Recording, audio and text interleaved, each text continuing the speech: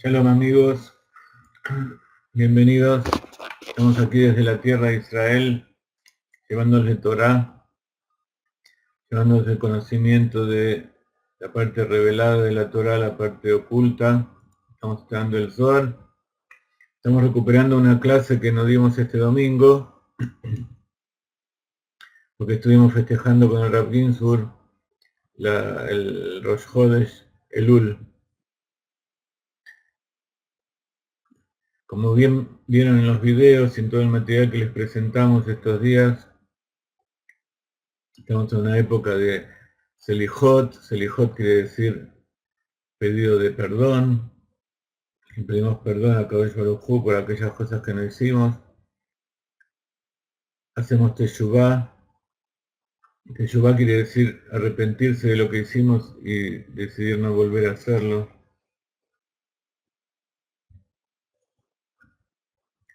Estamos en una época de Heshbon Nefesh, del balance de todo lo que pasó durante el año. Y ya estamos en el día 3 de Elul. Mira qué rápido pasa el tiempo, así como pasaron 3 días, pasan 30 días, 3 años, 30 años, todo muy rápido. Y ya estamos en la redención, estamos llegando a ese momento que profetizaron los grandes profetas de Israel, que en aquel día el conocimiento de Dios iba a cubrir la tierra como las aguas cubren el mar. Y en verdad es así. Estamos en una época de bonanza, de buenaventura para aquellos que están por arriba de la ola. Y también estamos en una época de juicio, nos preparamos para el juicio, estamos en una época en que el rey viene al campo y recibe a todos con buena gana, con un rostro amable. Y cada uno le pide al rey qué es lo que necesita. Cada uno de nosotros tenemos nuestros puntos flojos, tenemos nuestras necesidades. Y sobre todo, el problema principal es que no sabemos bien qué hacer. No sabemos bien qué tenemos que hacer en este mundo y luchamos entre dos tendencias que nos llevan para aquí y para allá. Y como resultado surge una tercera tendencia y así nos desperdigamos utilizamos nuestras fuerzas de forma desconcentrada. Y eso tiene mucho que ver con la perashá de esta semana. La perashá de esta semana se llama Mishpatim, Shoftim, perdón. Y comienza así como les he escrito aquí. Jueces, que puse acá jueves, no. Jueces y policías pondrás en todos tus portales, donde vaya tu Dios te da para sentarte, y juzgarán al pueblo en juicio justo. Como siempre estamos en el libro de Devarim, el último de los 5 libros de la Torá, que trata acerca de las cosas que Moshe Rabbeinu les recomendó, les enseñó al pueblo de Israel, en el borde del Jardín, justo cuando están por entrar. Es el último día, Moshe tiene 120 años, y ese mismo día termina de decir todas las cosas y termina de escribir las últimas palabras de la Torá. Akadosh Baruj Hu se lo lleva a algún lugar desconocido, justamente para protegerlo, para que no haya idolatría.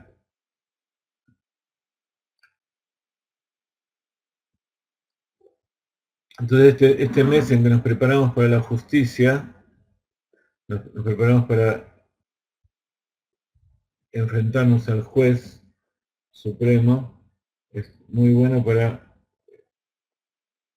estudiar la Perashat Shoftim, jueces.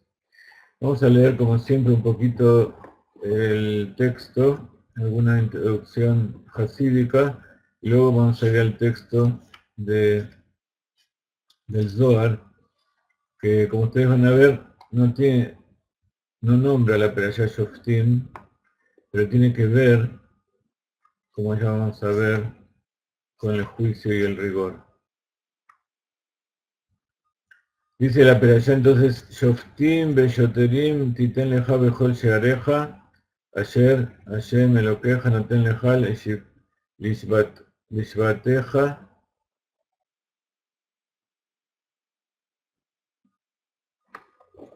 Acá está mal traducido. Te da para tu tribu. Cada tribu tenía su tierra y tenía sus ciudades. Entonces, dice la Torá que vas a poner jueces en cada una de las puertas de las ciudades, y así fue como el pueblo judío era acostumbrado durante todas las generaciones, que los jueces se sentaban en las puertas de las ciudades y la gente iba allí a ser juzgada. ¿Por qué se sentaban en las puertas? Porque la mayoría de la gente vivía fuera de la ciudad. No es como el mundo de hoy en día, donde hay un poquito de gente que vive en el campo y el resto de la gente vive en la ciudad. Ciudad no necesariamente tiene que ser amurallada, sino que son las ciudades que nosotros conocemos hoy en día, dentro donde no hay campo, donde las actividades pueden ser fábrica o comercio o todo tipo de cosas, pero no actividades agrícolas. En cambio, el pueblo de Israel, desde que se asentó en la tierra al salir de Egipto y durante muchos años, durante todo los primeros 400 años, hasta que se construyó el primer templo en la época de Shlomo Amelech, también los 410 años que estuvo el primer templo, y parte del segundo templo, incluso después que se separaron las tribus de Israel y de Judá. En el segundo templo también, la vida del pueblo de Israel era agrícola. Por eso incluso todas las trumot, todas las ofrendas y los diezmos se contaban de la producción del campo. El diezmo de la cosecha, el diezmo de los animales, las frutas. Y con eso vivían los sacerdotes y los kohanim para hacer el servicio del templo. Entonces, cuando la gente necesitaba resolver un pleito, se acercaba a la ciudad y los jueces estaban sentados en las puertas. Y así funcionaba la justicia, y funciona muy bien ya desde que Moshe Rabbeinu, por consejo de su suegro Yitro, designó distintos responsables de enseñarle al pueblo cuál es la ley, no solamente la ley penal o la ley civil, sino también todas las leyes de la Torá, lo que nosotros llamamos las mitzvot, las leyes que sirven para el cumplimiento de las mitzvot. Acá está hablando específicamente de los jueces y los policías que se ocupaban de hacer que se cumpla la ley que estaba establecida.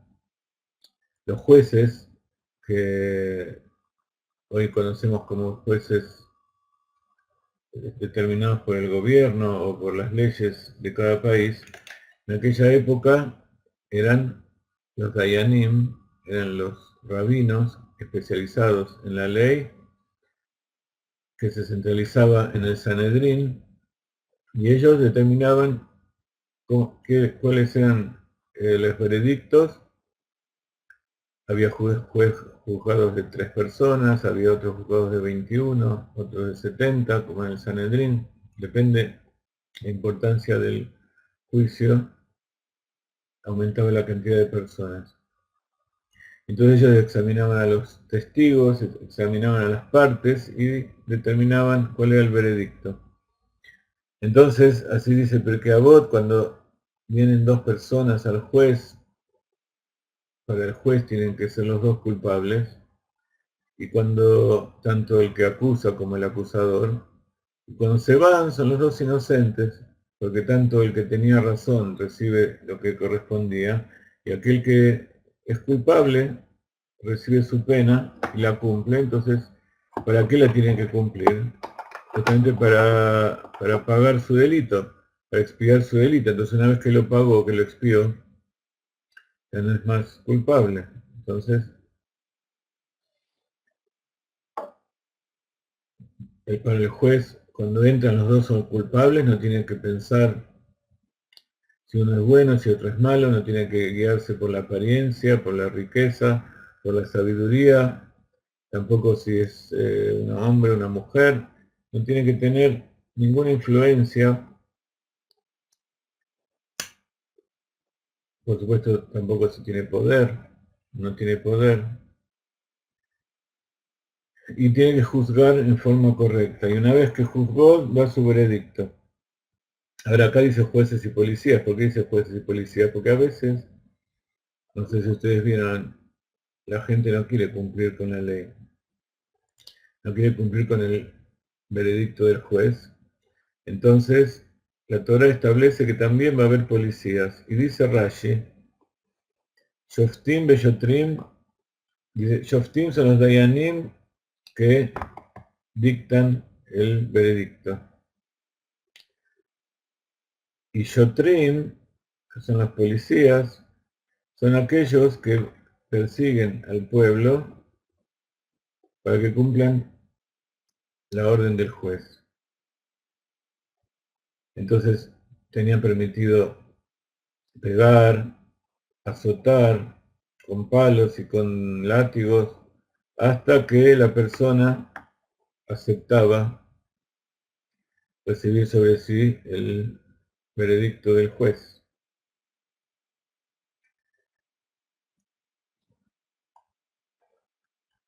Esto tiene mucho que ver con lo que estudiamos en el Tania, que las personas tenemos nuestro alma animal y nuestro alma divina.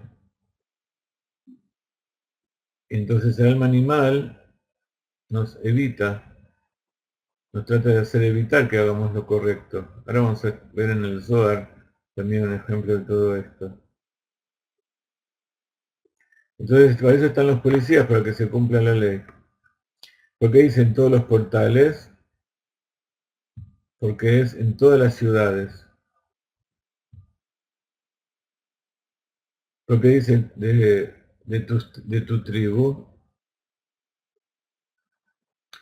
porque cada tribu tenía sus propios jueces.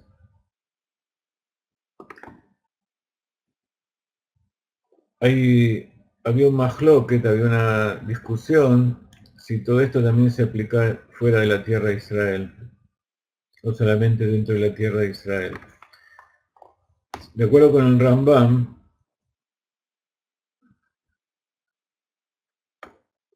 esto es obligatorio dentro de la tierra de Israel, y el pueblo, cuando está en el exilio y está bajo el mandato de otros de otros pueblos, de otras leyes, tiene que cumplir la ley del país donde se encuentra. Pero si hay algún conflicto dentro de los judíos, entonces es lo mejor y lo correcto, de acuerdo con la halajá, no es ir al juzgado de los Benei Noaj, sino ir al juzgado del pueblo de Israel.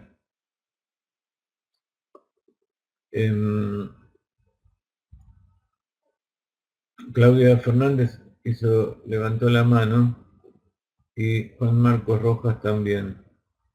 No sé qué es lo que querían preguntar, pero si ustedes quieren lo pueden poner en el chat y yo lo leo y les contesto en la medida de mis posibilidades.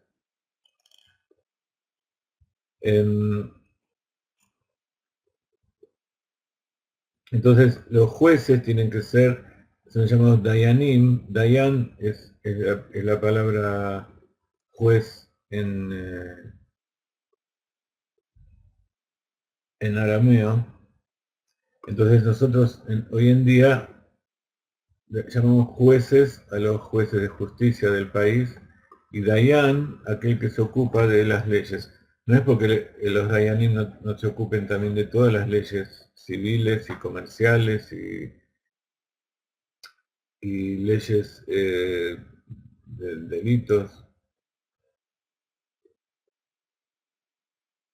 sino porque la justicia en los países, incluso en la tierra de Israel, no va de acuerdo con la Torah, sino que va con el juicio en general griego o romano en el mundo occidental, y en el oriente hay, como ustedes ven, tanto los musulmanes como los budistas, y en distintos países cada uno tiene su ley. Los únicos que van de acuerdo con la Torá son los Dayanim del pueblo de Israel. Entonces por eso dice la Torá que tienen que ser expertos, tienen que ser justos y hacer un juicio, dar un veredicto justo. Entonces no es suficiente que la persona sea muy sabia y que tenga buena conducta, sino que aparte tiene que ser experto y tiene que ser tzadik. Él mismo tiene que mostrar con su conducta y ser por dentro también justo en su interior. Entonces, a medida que pasaron las generaciones, y sobre todo en la época de la Geula, hubo un cambio.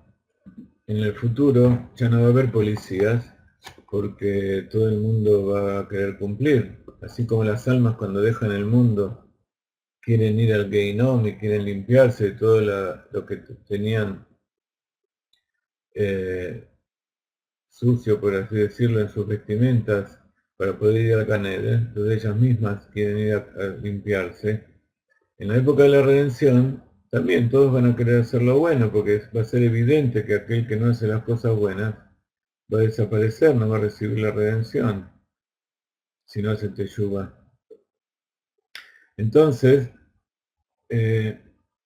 vamos a recibir las instrucciones del juez para saber cómo conducirnos, porque a veces los juicios no son porque una persona es culpable, sino porque a veces una persona hizo algo que no correspondía, pero sin intención. Entonces también hay alguien que se perjudica o se perjudicó a alguien a través de su propiedad, de sus animales, de sus herramientas. Entonces, en el futuro ya no va a haber jueces y policías, sino que va a haber jueces y consejeros. Entonces, nosotros vemos aquí que cuando una persona, entre dos judíos hay un juicio, hay una diferencia, entonces van al Dayan, y el Dayan, en nuestra época, no tiene policías que estén a su servicio. Entonces, los que van a ayudar a la persona a cumplir el veredicto son los consejeros. ¿Y quiénes son los consejeros? Son los rabinos. Entonces, los consejeros en general son los rabinos que ayudan a la gente con sus preguntas, sus cuestiones, para resolver sus problemas. Y por otro lado, y encima de ello está el consejero máximo, que es el Rebe. El Rebe no solamente da consejos de forma particular, sino que los consejos que él da, como es un alma general, todo lo que él enseña son cosas que es para toda la generación, para toda la gente. Entonces, ¿cuál es el consejo? Y para nosotros, cuando el Rebbe nos da un consejo, nos dice algo, es una orden, es una mitzvah, el, el consejo y la orden que tenemos en esta generación es ir por todos lados y difundir que ya llegó la redención, que nos preparemos porque solamente hay que abrir los ojos y entonces vamos a ver cómo la redención ya está aquí. Tanto nuestra tarea en general como seres humanos, como nuestro objetivo de vida tiene que ser ese, y también nuestra actividad diaria. No es solamente un ideal al cual tenemos que llegar, sino que en este momento cada uno de nosotros tenemos la capacidad para llevar lo que sabe a otras personas y encender en esas personas la llama de la presencia divina, la llama de la Torá, la llama de querer que venga el Mashiach.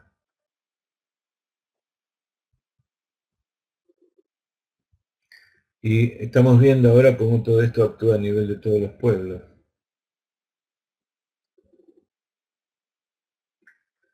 Después de esta pequeña introducción de Shoftim, quería decirles que, aparte, cuando se están juzgando delitos o asuntos muy graves, en general hay 4 tipos de penas, pena de muerte, que establece la Torah. Una es por lapidación, que es no como lo que se ve en estos momentos, que hay asesinos que apedrean a gente inocente y la hace sufrir martirizándola, sino que el lapidar en aquella época, o de hecho la que dice la Torah, es tirar a una persona desde cierta altura y sobre ella tirar una piedra muy grande como para matarla en el momento. Incluso establece la halajá que primero hay que darle algún licor para embriagarlo, etcétera, etcétera. De todas maneras, les digo, estas penas de muerte, no hay muchos casos en que se hayan aplicado, y está dicho que un tribunal que da más de una pena de muerte cada 50 años, si llega a dar una en 50 años ya se lo considera sanguinario. O sea que para condenar a muerte a alguien es muy, muy difícil. Ya ven que incluso al que hizo morir a tantos millones de personas por haber sacado a judíos de la Torá hace 2000 años, él fue juzgado eh, por el Sanedrín y fue hallado culpable. Pero para que se ejecute la pena de la culpabilidad, mejor dicho, para que se encuentre culpable a alguien, hace falta que el veredicto no sea 100%, o sea, que todos los rabinos lo consideren culpable. Si no hay por lo menos uno que encuentre algún mérito en esa persona, entonces quiere decir que el juicio no se lo puede declarar culpable. Y por eso Ese es uno de los motivos por los cuales no fue ejecutado por los judíos. O sea, era tan culpable que ninguno pudo encontrar un mérito para salvarlo, y eso mismo fue lo que impidió que se lo mate. Todo esto es por providencia divina, no sé por qué Akadosh Baruj Hu quiso. El Rambam dice que la creación del cristianismo, la existencia del cristianismo, si es que hay algún mérito, porque todo lo que existe tiene que tener algún motivo para existir. Dice el Rambam que si hay algún motivo para que exista el cristianismo es porque trae, aunque a través de la idolatría y a través de muchas cosas vanas, la idea del Redentor. A pesar de que lo que enseña el cristianismo no es el verdadero Redentor y no es la verdadera redención, y en general nada de lo que enseñan es tal como corresponde, sino que es una imitación para adaptarlo a la idolatría romana, y hasta hoy mismo vemos cómo es una idolatría. De todas maneras, el Rambam dijo que algún mérito debe tener, entonces ya que buscamos un mérito, el mérito es que incorporó a la mente de la humanidad la existencia de que va a venir un Redentor, va a venir el Mashiach, y va a venir la redención verdadera y absoluta. Y en eso estamos durante estos miles de años los judíos. Entonces le decía que hay 4 penas capitales en el judaísmo. Una es a través de lapidar, otra es a través de ahogar, horca, otra es a través de cortar la cabeza y otra es a través de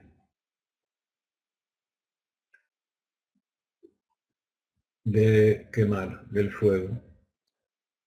No vamos a entrar en detalle para ver cómo se realizaban cada una de esas cosas. Yo tampoco nunca entré a profundizar en esos asuntos, pero evidentemente no es lo que nosotros estamos viendo en nuestros días, que cualquier persona va y decide y hace lo que le corresponde, lo que quiere con las personas inocentes. Por encima lo hacen con personas inocentes. Vamos a comenzar entonces con el tema del Zohar. Y ahora van a ver por qué les comentaba todas estas cosas. ¿No? El Zohar, esta parte del Zohar que vamos a estudiar, que corresponde al libro del Zohar de la Geulá, Zohar Geulá, el Zohar de la Redención, no habla específicamente de la Perashá Shoftim, pero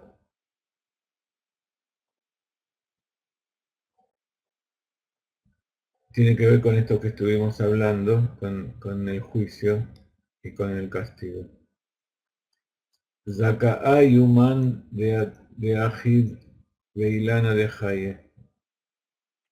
Ashrei la Adam Od Yoter Veyoter Mina Kodmim. Dice, dichoso es el hombre más y más todavía que los anteriores. Mishesoje al Yedei Mesirat Nafsho Leohoz Betiferet Anikra Etzahaim. Aquel que tiene el mérito que a través de su Mesirut Nefesh, muchas veces hablamos de lo que es Mesirut Nefesh, que quiere decir entregar la vida en aras de la Torah. Por ejemplo, lo que acabamos de decir, entregar la vida por el Mashiach, no quiere decir matarse, sino quiere decir hacer lo que corresponde. Y si eso eh, implica poner en peligro la vida, se la pone en peligro.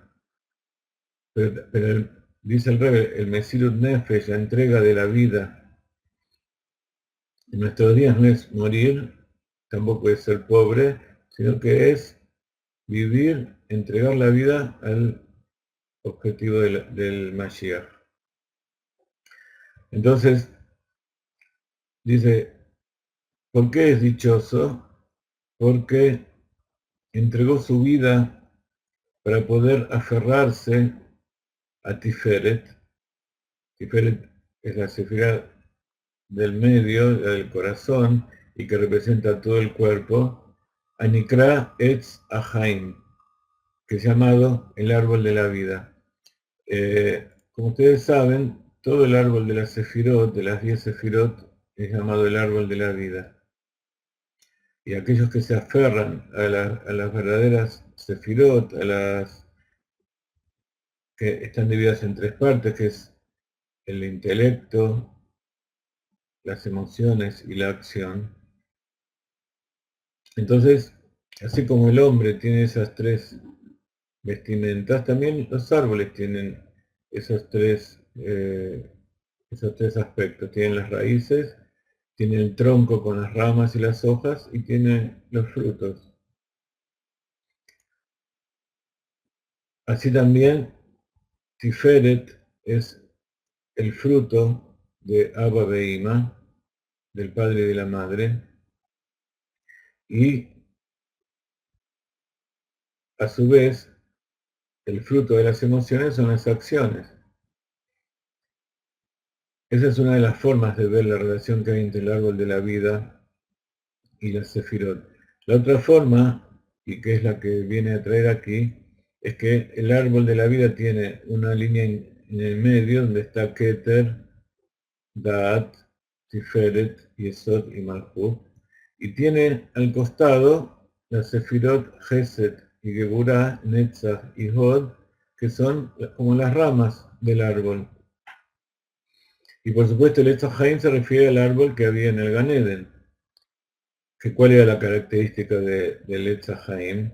El Etz Haim era un árbol que junto con el árbol del conocimiento estaban reservados para Shabbat. El árbol del conocimiento es el conocimiento de acuerdo con la Torá, del alma divina, por eso tiene que ver con Shabbat, porque en Shabbat toda la humanidad, todos los seres humanos se elevan, sobre todo aquellos que viven el Shabbat como corresponde. Y entonces ya no usan el libre albedrío, que es su Da'at, de acuerdo a sus instintos inferiores, sino que en Shabbat nos conectamos con Dios, nos elevamos, y Da'at se eleva a Keter. Y en Keter está la voluntad de Dios, está el libre albedrío, y entonces podemos conectarnos con aquello que Dios quiere, y entonces la decisión va en concordancia con nuestra alma, con el objetivo de Dios en la creación, etcétera, etcétera. Cuando Adán pecó con este árbol, lo comió antes de Shabbat, entonces tenía mentalidad de lo que se llama mentalidad de Hol, mentalidad de la semana, profana, no sagrada como el Shabbat. Entonces lo utilizó su libre albedrío de acuerdo con el pensamiento humano, no con el pensamiento divino. Entonces dijo Dios, no le vamos a dar el árbol de la vida, porque si no va a vivir eternamente. Entonces, encima que pecó y cayó, va a vivir por siempre y va a destruir todo. Entonces, el árbol de la vida se reservó allí adentro y entonces se le dio al hombre. El árbol estaba en el Gan Eden y el hombre fue expulsado. Y, como nosotros sabemos, la entrega de la Torah corresponde a una segunda creación. Así como cuando Adán Rillón pecó y la presencia divina se fue de este mundo, desapareció la revelación de Dios, una de esas cosas que desapareció fue justamente el árbol del conocimiento y el árbol de la vida. Y durante todas las generaciones de Abraham, desde Adán Rillón hasta Abraham, que son 20 generaciones, todas esas generaciones hicieron que la presencia divina se vaya. Abraham fue el primero que bajó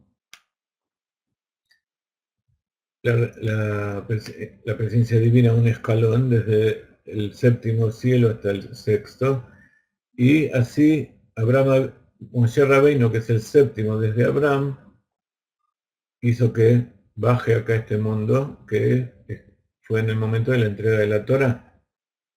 En la entrega de la Torá se borró el decreto, Akadosh Baruj Hu borró el decreto que había establecido cuando Adán pecó, que los mundos espirituales iban a estar arriba y el mundo material aquí abajo, y no iba a haber ninguna conexión entre los dos. ¿Qué significa eso? Que todos los que viven en este mundo material no tenían posibilidad de conectarse con su raíz espiritual, y todos los que y la presencia divina de Dios, la luz infinita, no iba a ser revelada en este mundo. Entonces, con la entrega de la Torá, lo que pasó fue que Dios volvió a bajar la presencia divina aquí y ya no se la llevó más. Y en ese momento se reveló en el tabernáculo. En la entrega de la Torá, Dios ordenó cómo tenía que ser la forma que el hombre tenía que realizar, qué acciones y qué tenía que construir para que la presencia divina se revele en este mundo. Porque la entrega de la Torá fue un acto de Dios. En cambio, Dios necesitaba un recipiente aquí abajo, un instrumento que capte esa presencia divina, y eso fue el tabernáculo. Sobre todo el Kodesh HaKodashim, donde estaba el Aarón HaKodesh, estaban las tablas de la ley, y donde el sumo sacerdote entraba el día de Yom Kippur para hacer la ofrenda del incienso, y ese es el día supremo de la máxima revelación de la presencia divina, pero en general todos los días estaba la presencia divina revelada allí. Y se revelaba en mayor o menor medida en los distintos tzadikim, en los distintos milagros que sucedían. Cuando se construyó el primer templo, la presencia divina no es que se retiró de nuevo hacia arriba, sino que se fue al exilio con el pueblo de Israel. Porque la unión, el casamiento que se produjo entre la presencia divina de Dios, la revelación de Dios en este mundo, con el pueblo de Israel, es algo indisoluble. Entonces ya no fue que la presencia divina se retiró y subió a los mundos superiores, sino que se quedó en este mundo, pero se quedó dentro del pueblo de Israel, ya sea espiritualmente, como emocionalmente, dentro del corazón, en la chispa divina que hay dentro del alma divina. También está escrito que en la práctica, el lugar que tiene Dios en este mundo, en el exilio, son las 4 Arba Amot Shel Halajá, los 4 codos de la Halajá. Entonces simbólicamente se representa al lugar, cuando una persona tiene un ámbito privado, se lo llama los 4 Amot. Una más es medio metro más o menos, entonces Arba Amot es 2 por 2, o sería 1 metro cuadrado alrededor. Entonces, cuando una persona tiene derecho a vivir y tener su espacio propio alrededor. Entonces, dicen los sabios, ¿cuál es el espacio que tiene Dios en este mundo? Si ya no tiene el templo sagrado, son las leyes, las salahot.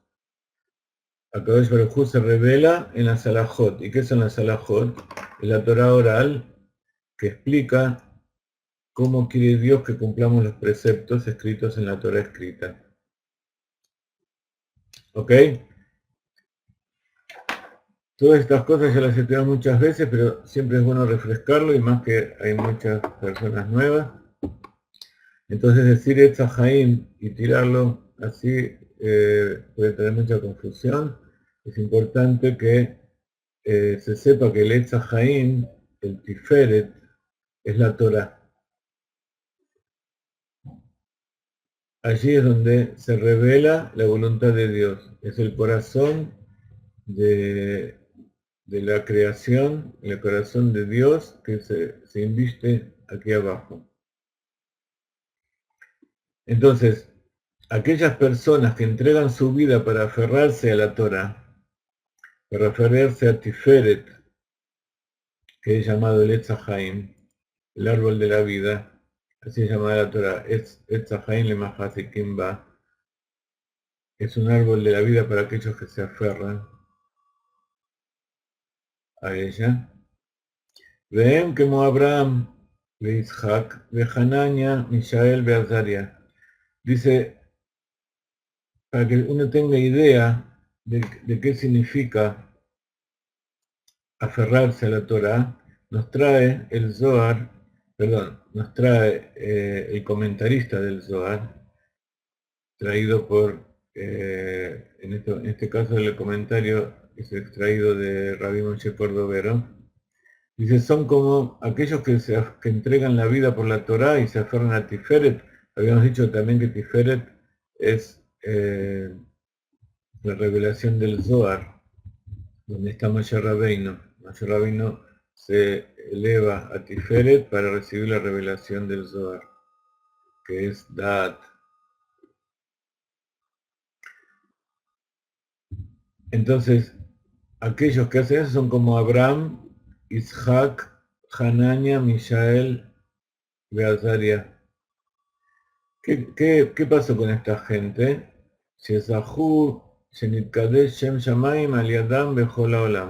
Porque ellos tuvieron el mérito, fueron meritorios por sus acciones, que se santifique el nombre del cielo, o sea, hacer algo bueno frente a todos es honrar a Dios, y así se llama, Lekadesh Shem Shamaim, santificar o sacralizar el nombre del cielo, o sea, se refiere a Dios, a través de ellos en todo el mundo. Vezhutam omedet laad lechol Israel. Y su mérito se mantiene por siempre para todo Israel. ¿Cuál fue el mérito de esta gente? Todos ellos pasaron una prueba tremenda que es la prueba de ser incinerados. Ustedes saben que Abraham vino cuando era pequeño, su papá era un fabricante de ídolos y ellos fabricaban los ídolos para la idolatría que había allí en lo que después iba a ser Babilonia, en el Éufrates, para el rey Nimrod. ¿Se acuerdan la canción de Abraham Avinu? Bueno, cuando él era chiquitito, rompió los ídolos, entonces cuando nadie lo veía, había un ídolo grande, y Abel agarró un hacha y rompió a todos los ídolos y le puso el hacha en la mano del ídolo grande. Entonces cuando vino a su papá, dijo, ¿qué hiciste? Y Abraham le dijo, no, yo no hice nada, fue él. Y entonces el padre dijo, pero si es una estatua, ¿cómo va a romper a las otras estatuas? Entonces le dice, y si es una estatua de piedra que no puede ni siquiera moverse, y no tiene ojos, y no tiene oídos, y no tiene fuerza para hacer nada, y vos crees en eso, y vos te arrodillás frente a eso. Entonces cuando el padre escuchó eso, lo llevó inmediatamente a Nimrod, y Nimrod lo puso en la cárcel. Estuvo 10 años preso. Abraham vino. No era una cárcel VIP, te imaginan lo que eran las cárceles en aquella época. No creo que sea mucho peor de lo que era ahora, pero de todas maneras no era algo muy divertido para estar. Pero él siguió creciendo en el Dios único. Y después, viendo Nimrod que no lo podía dominar, lo condenó a morir en la hoguera, en el horno de fuego. O sea que la Inquisición no inventó nada. Pero tampoco aprendió de lo que pasó en aquella época. Abraham vino, fue enviado al horno de fuego y estuvo 3 días. Y entonces como vieron que el fuego no se apagaba y no sabían lo que estaba pasando ahí dentro del horno, Nimrod mandó a gente para ir a sacar a Abraham vino, que evidentemente les hablaba de ahí adentro, y la gente entraba y se quemaba porque no eran Abraham. Y así más de 20 personas se quemaron hasta que Abraham dijo que iba a salir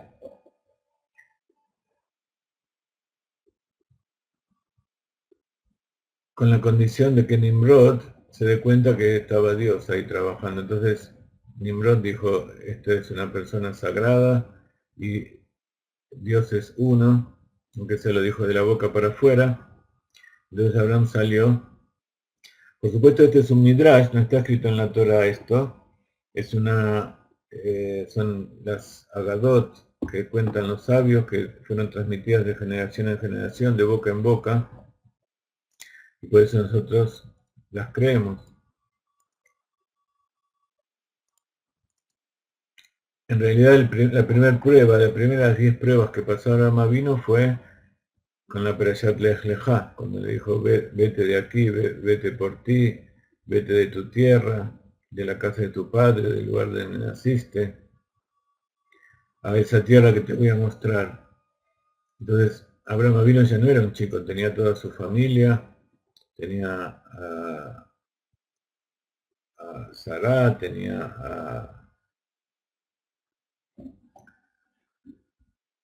la madre de Ismael, y también se fue con su padre, y se fueron de allí en aras de buscar su destino. Esa fue la segunda prueba. Abraham vino enseguida se fue, a pesar de que, como les digo, ya había conquistado su honor y ya estaba completamente, ya era reconocido como un grande y como un hombre de Dios. Entonces salir de ahí, salir de la comodidad y salir de la seguridad y del lugar conocido, fue una de las pruebas, pero fue la segunda. La primera prueba fue la que acabamos de decir. Y eso es Mesirut Nefesh. Hoy en día no se nos pide esto para poder cumplir con Dios. De todas maneras, hay mucha gente que entrega su vida y así como los soldados que entregan su vida por, eh, por defender al pueblo de Israel, todos los rabinos y los enviados que van por todo el mundo y van a lugares donde su familia a veces no tiene ni siquiera comida kasher, ni por supuesto ni mikve, ni colegio para sus chicos, hasta hoy en día. Y no solamente en los lugares más alejados, en Argentina, hay muchos lugares. eh,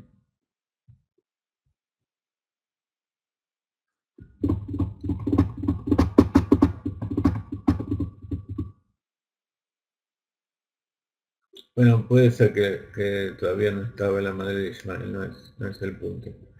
De todas maneras, gracias Jenny por corregirme. De todas maneras, el tema es que después, durante muchas generaciones, la gente también siguió. Y en la época de Babilonia, por supuesto, acá también dice Abraham y Isaac. Isaac también se salvó del fuego cuando su padre lo fue a,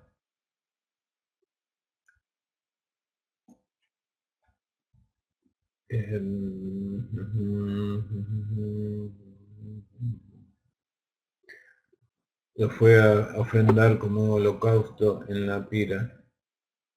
Y después está Hananiah, Mishael y Azariah. Estas tres personas eran tres profetas, tres personas muy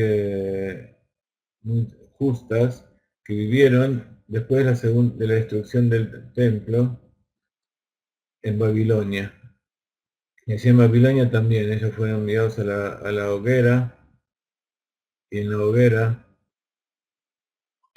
también se salvaron, salieron vivos de dentro del fuego. Entonces, esta es la relación que hay un poco con la Pereyá Shoftim. El hecho de entregar. No se... no hay registro en la historia judía de gente que se haya autoinmolado, se haya quemado a sí mismo para suicidarse. Al contrario, la gente entregaba su vida, pero no para suicidarse, sino porque era obligada a esa idolatría y negar el nombre de Dios. Entonces, cuando una persona es obligada a hacer eso en público, tiene que entregar su vida.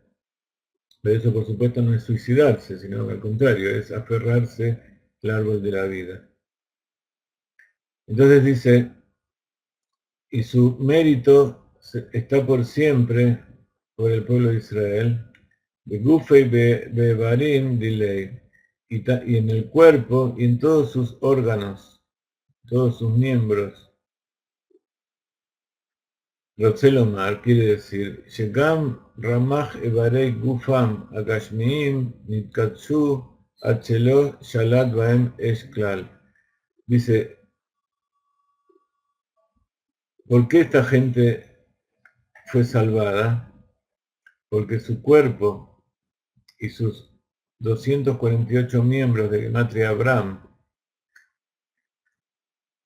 físicos eran tan sagrados que, que el fuego no podía quemarlos, el fuego no dominaba sobre ellos.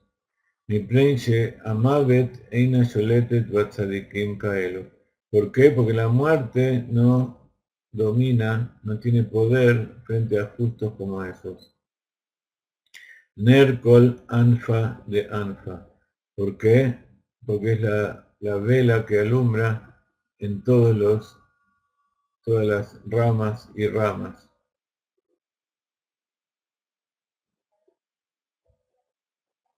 Entonces, por un lado está el cuerpo del hombre y por el otro lado está el cuerpo del pueblo de Israel. Entonces los justos son el árbol de la vida, los justos son el Etz Haim que está en el medio, y las ramas, como decíamos recién, son todas las personas que se aferran a los tzadikim. Por eso los tzadikim también son llamados Torah. Entonces ellos son la luz para todas las ramas, todas las ramificaciones que salen de ese árbol. De ahí, ¿no? Ner mitzvah. Y por eso está dicho que Ner mitzvah de Ramach Pikuten de ley, que hay una luz, una vela. Ner no es solamente una vela como la conocemos hoy. En otras épocas estaban aquellas vasijitas, que sería más o menos una cosa así, que tenían por aquí se ponía el aceite y acá se ponía la mecha, entonces se encendía la mecha y alumbraban por aquí. Eso también se llama ner. Hacían las velas en aquella época, no eran de cebo o como las vemos hoy, sino que eran de aceite. Y con eso se alumbraba también. Entonces, por eso está dicho que ner mitzvah, la vela, la candela, es el precepto. Hay un dicho de los sabios que dice ner mitzvah de Torah or. La, la, la vela es el precepto y la Torah es la luz. Cuando cumplimos la Torah, iluminamos con la luz de la Torah. Y también está dicho, Ner Hashem mitzvat Adam.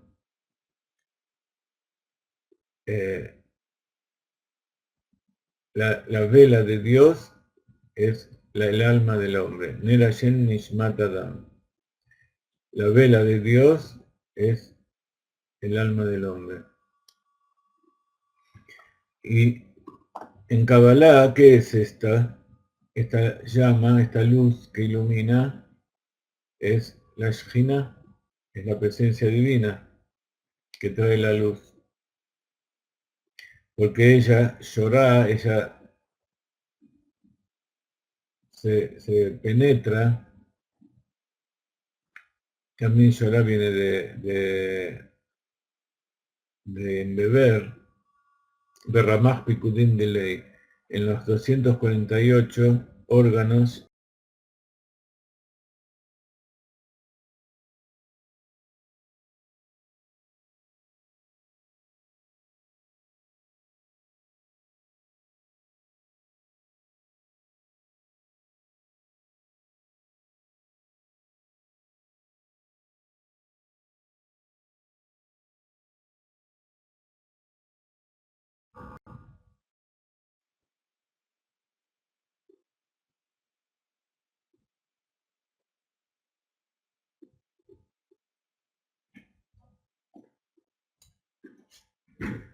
Volvimos.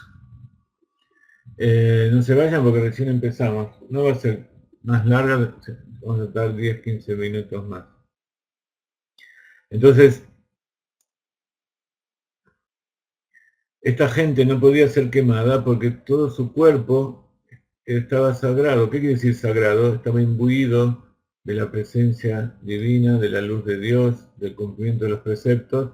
Por eso 248, Ramaj, Reish, Memhet, que es 248, es Gematria Abraham, y también corresponde a los 248 preceptos positivos que trae la Torah. Entonces, esa luz de la Torah, cuando uno cumple los preceptos, cada uno de los miembros involucrados en ese precepto se conecta con su raíz. Entonces baja esa luz y la permea. Entonces, al cumplir los preceptos estamos bajando la presencia divina a este mundo. Y entonces permea en Berramaj Ebarab, Chinit Casual y de que un Ramaj Mitzvot Asin, Mitzvot Aseh. Entonces, ¿por qué eran tan sagrados y no podían ser quemados esos órganos de las personas? Porque al cumplir los preceptos, los 248 miembros se santificaron, se volvieron sagrados. Ahora entendemos lo que quiere decir sagrado. Se elevaron por el materialismo, sobre el materialismo de este mundo a conectarse con su raíz a través del cumplimiento de los 248 preceptos positivos. Ramaj, Mitzvot, Asin. En hebreo es Ase, los preceptos positivos, aunque dice Asin, que es en arameo. Umamshech Amar, ki elu atzadikim sheina esh sholet baem. Entonces continúa diciendo el Zohar, ¿quiénes son esos tzadikim?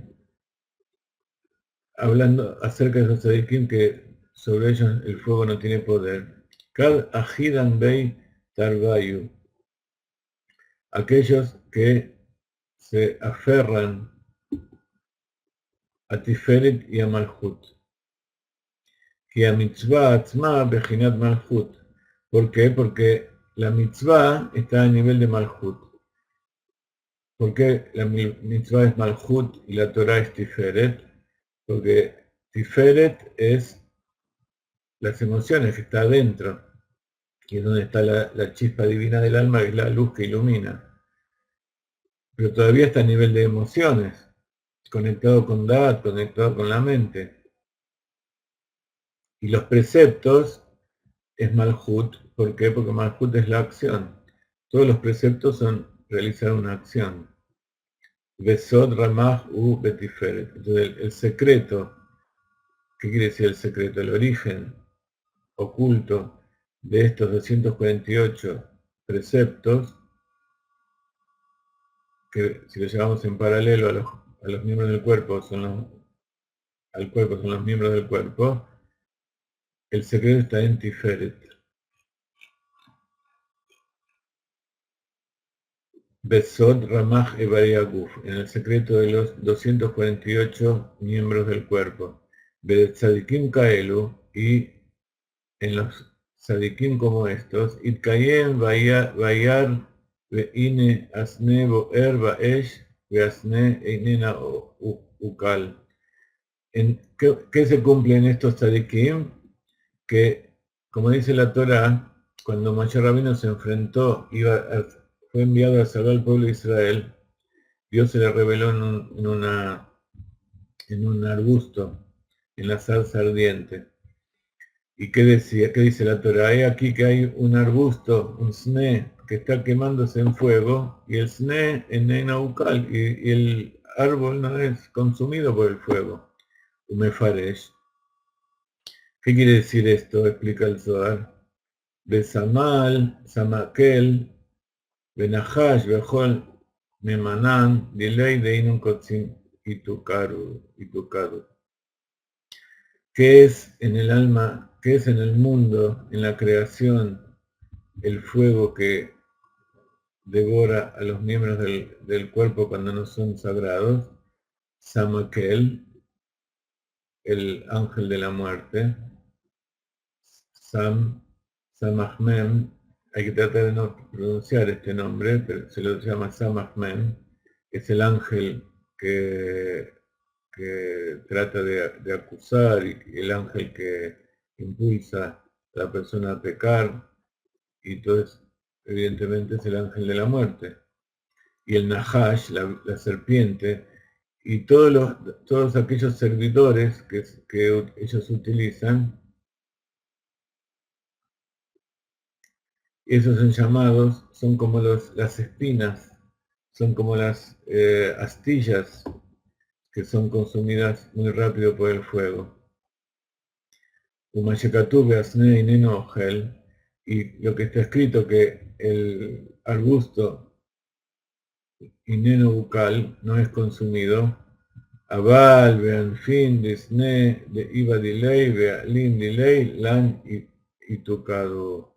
Pero las ramas del SNE, del arbusto, y los frutos de él,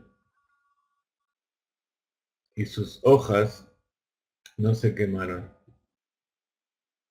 ¿Qué quiere decir cuando la Torah dice que el arbusto, nuevamente el arbusto que es el árbol de la vida, que está libre de toda la maldad y la muerte? Rotzelomar quiere decir, Agam Sheim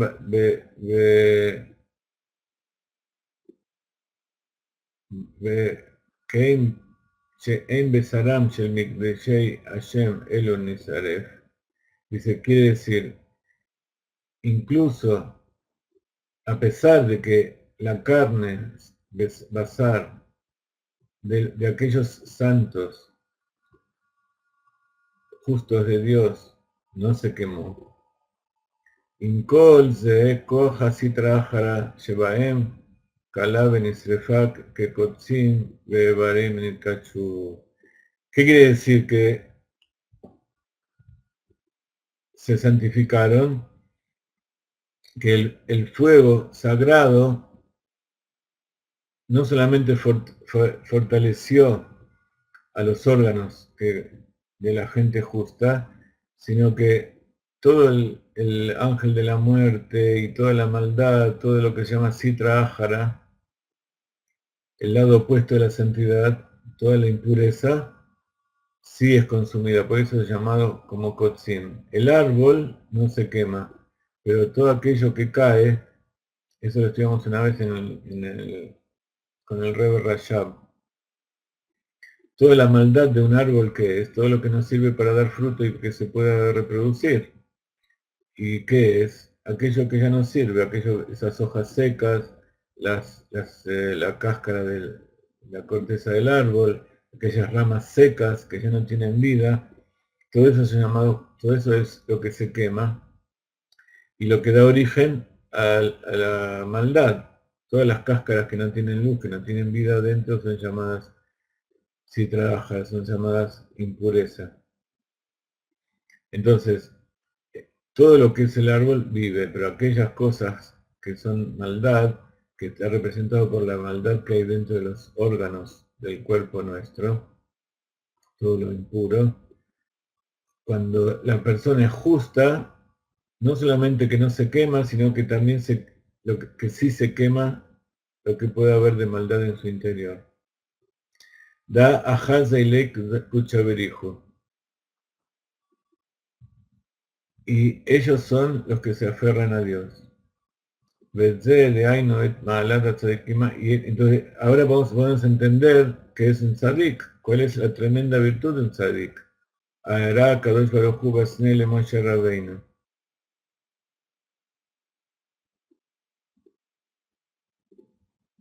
Eran justos como Moshe Rabbeinu, que eran sagrados como el arbusto que Dios le mostró a Moshe Rabbeinu. Por eso cuando Dios se le reveló en el arbusto a Moshe Rabbeinu, Moshe le dijo, decime cómo te llamas, el pueblo va a querer saber quién me está mandando. Entonces él le dijo, Ekie Asher Ekie. Hay un nombre sagrado que es Aleph, Hei y Yud y Hei. Aleph, no lo voy a escribir, Hei, Yud, Hei, que como ustedes ven, ¿qué gematria tiene?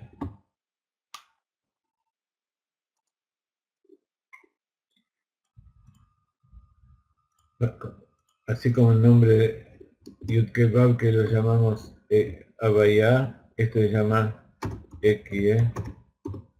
Lo pueden encontrar en la página de dimensiones. Muy bien, gematria 21. Entonces, explican los sabios, así nos enseña el Rav Ginsburg, que Ekie, ayer Ekie es 21 por 21. Y 21 por 21, si ustedes hacen la cuenta, es 441, que aquellos que estudian con nosotros hace mucho tiempo ya saben gematria de qué es. ¿Qué es gematria 441?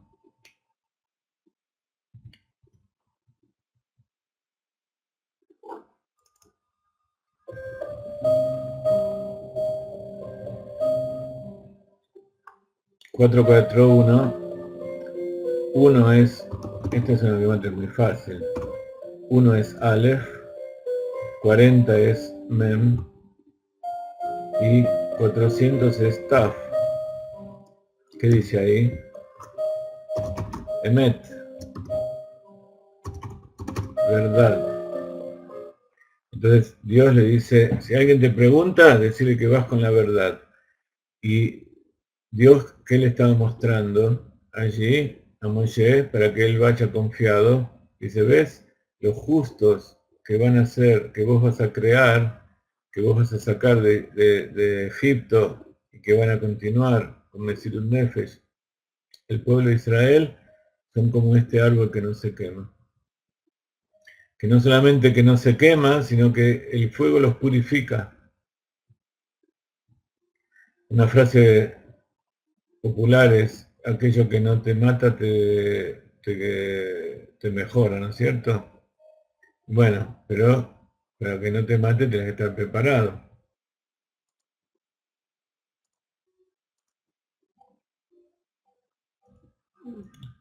Entonces,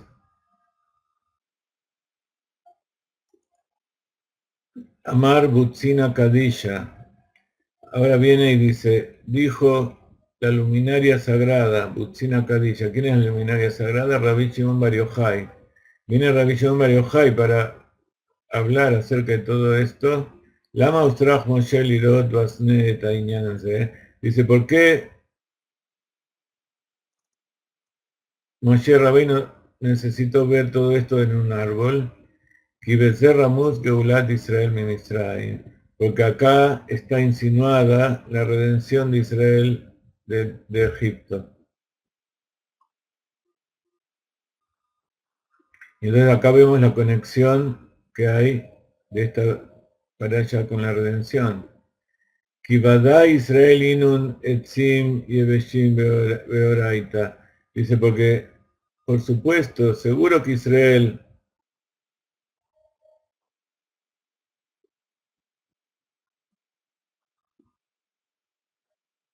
eran como árboles secos de Torá, porque todo lo que tiene vida es porque tiene Torá. Si no tiene Torá está muerto, entonces como un árbol seco. Bemitzrayim Ayu Israel que Tzim y Beshim. En Egipto el pueblo de Israel era como madera seca, árboles secos, Blil y Flujit, mi media Torah, sin la humedad, sin la savia del agua de la Torah. Begin de Ahidu Esh de Dios. ¿Por qué?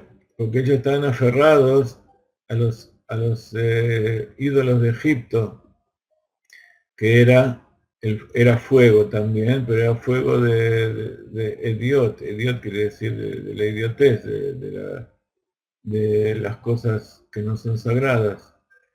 ¿De dónde? De Samachmen, que habíamos dicho antes, el ángel de la muerte, Besigato y todos sus colaboradores. Mientras Jacob y Torah de Jacob vino y se alejaron de la Torah de Jacob vino. La Inun Kit Kahabei Hasei Emebet Beonisa, y por eso no fueron meritorios de que ellos hagan milagros.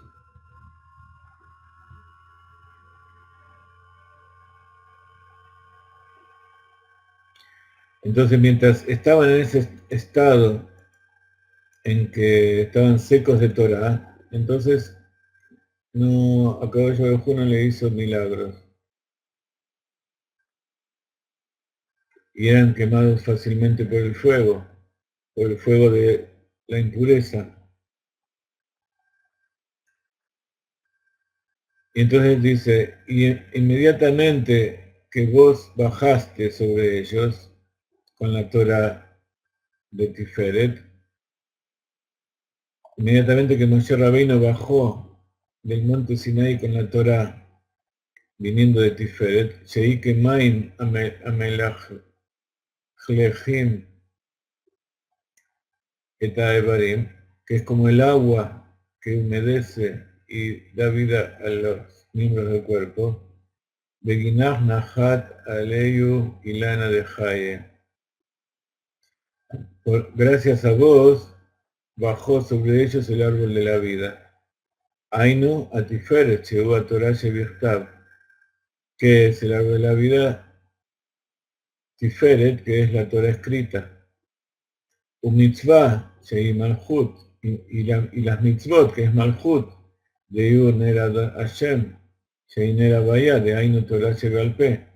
Entonces, la lámpara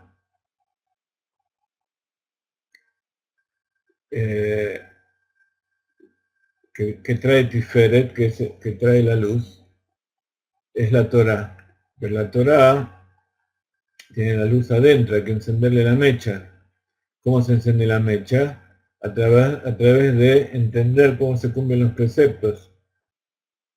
Mitzvah, que es Malchut, que es la mitzvah de Malchut, la lámpara de Hashem, que es la vela de Abayá, que es la Torah Shebealpe, la Torah oral. Porque la Torah oral, como dijimos al principio, explica cómo se cumplen los preceptos que están en distintos niveles del Pardés dentro de la Torah escrita. Viajidat Beon.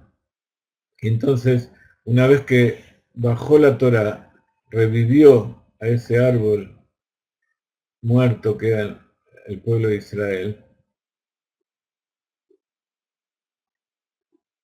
y entonces el pueblo de Israel se aferró a ellos a través de tu cualidad, que es Tiferet, ¿sí? Que es Moshe Rabbeinu, que Shei Etzahaim, que es el árbol de la vida,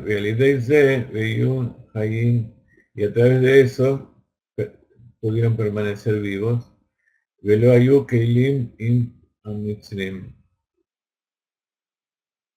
y no fueron, dejaron de hacer idolatría junto con los egipcios, Vejen Geulá Atidat Tzricha Liot Alidei Moshe Vejinat Atiferet.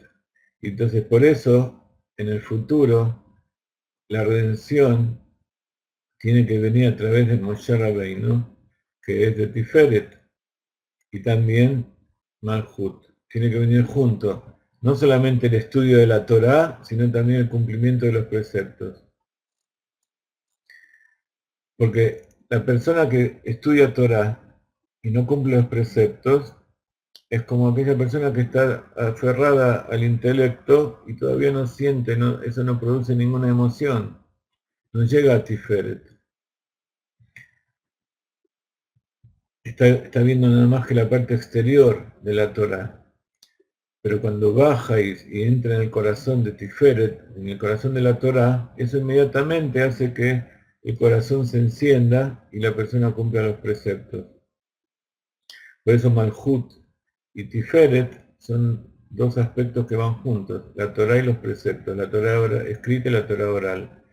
Por eso aquellos que hay algunos grupos que no creen en la Torá oral dentro del judaísmo, que son los caraítas, ellos están en duda si van a recibir el Mashiach. Porque aparte ya como cumplen las leyes, no se sabe tampoco si son verdaderamente judíos. Y por supuesto, dentro de los pueblos del mundo hay muchos que no creen, incluso algunos dicen que creen en la Torah escrita, pero no creen en la Torah oral. Quiere decir que creen en lo que está escrito, pero no creen en lo que hay que hacer. Entonces ahí también hay una esquizofrenia que tienen que ocultarla a través de todas las cosas que vemos hoy en día en los pueblos del mundo. Beumin de alma y Tubdan Uner. Y los pueblos del mundo van a ser Keilim, Benisrafim Beora Torah. Entonces, y los pueblos del mundo sí van a ser recipientes del fuego y van a ser quemados con la luz de la Torah. Abal Israel y Azulaem Nisim, Bishut Moshe Rabbeinu, Sod Etz Ahaim. Pero para Israel se van a hacer milagros por el mérito de Moshe Rabbeinu, que es el secreto del Etz Ahaim. Entonces todos los que se aferran a la Torah no van a ser quemados. Entonces van a pasar todos por el fuego, pero los que se aferran a la Torah van a ser purificados, como dijimos antes.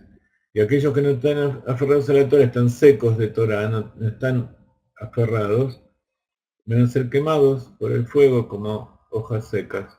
De Amar Nabi, y por eso sobre esto dijo el profeta, Beatá altira abdi Jacob, y tú no tengas miedo, mi siervo Jacob, Beal Tejat Israel, ki itja ani. Dios le dice a través del profeta, no tengas miedo, mi siervo Jacob, y no tiembles, Israel, porque yo estoy contigo. ¿Por qué dice Jacob e Israel? Es sabido que hay dos partes en el pueblo de Israel, unos son los hombres y otros las mujeres. Las mujeres son llamadas Beit Jacob, son las mujeres, las esposas de Jacob. Israel es el aspecto masculino del mismo patriarca Jacob, pero que tiene que ver con la creación de las tribus, los Bene Israel, con los hombres. Entonces, Jacob son las mujeres, no tengas miedo y tampoco tengas problema, Israel, porque yo estoy contigo. Que lo ayer itjatija llama, porque los voy a hacer como astillas devoradas por el fuego a todos los pueblos a donde yo te eché. Veotja lo hace cala de comer, pero a vos no te voy a hacer como esos pueblos. Entonces acá está también dando una instrucción para todos los pueblos. Si aquellos que quieren ser parte de la redención tienen que imbuirse, tienen que beber del agua fresca y llenarse de la savia de la Torah. Y aquellos que tienen tanta testarudez de no entender cómo es la voluntad de Dios, entonces van a ser quemados como pajas.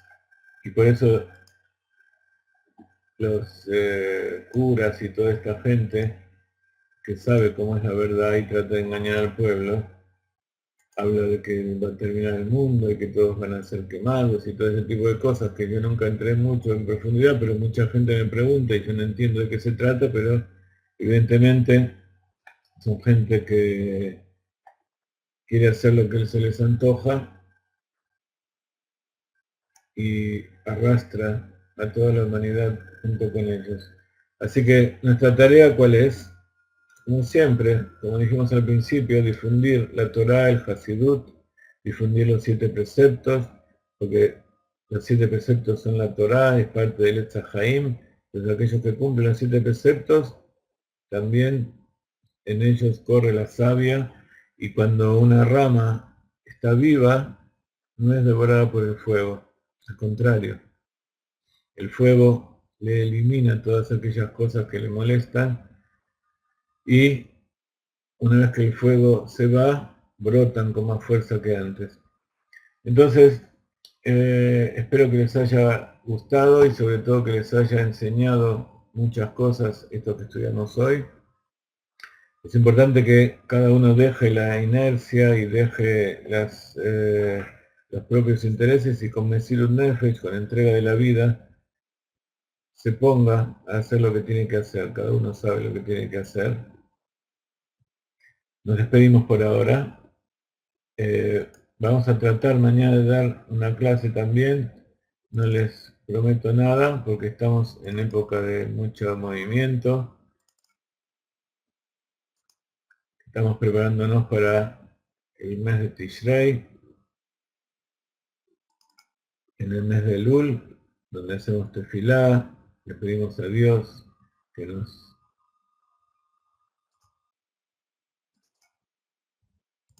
nos perdone y que nos pase por ese fuego sagrado para eliminar todas nuestras impurezas y para que santifique y purifique todos nuestros órganos. Fue un placer estar con ustedes. Dentro de un rato va a venir Jacob con su clase de Pirkei Avot, aquellos que están inscriptos. Y si entran con su cuenta, pueden también entrar aquellos que no están inscriptos en la clase de hoy, no en todas las clases.